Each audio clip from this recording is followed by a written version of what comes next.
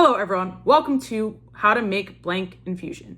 You're going to notice something in this video series, and that is every video is going to have the same exact introduction. Quite literally, this video clip that I'm recording right now.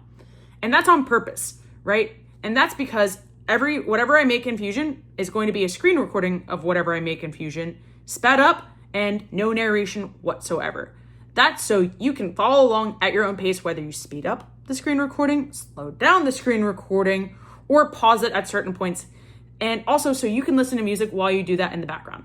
I don't like videos of me learning how to make a specific thing in Fusion because I like to listen to music and I don't always need the specific tools and strategies. I quite literally will mute the video and follow along in Fusion while listening or watching something else. So I'm just going to skip out that part and just not have narration in all of these videos after this introduction.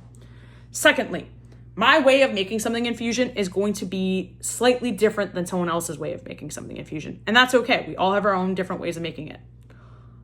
Next note, if I'm using a specific tool or function or feature of Fusion, I'm going to link where I explain how to use that specific tool, feature, or function in that video. So yeah, if you are confused or lost of what specific tools and functions are used, there's always going to be a video linked to that specific thing, and that's going to be on purpose.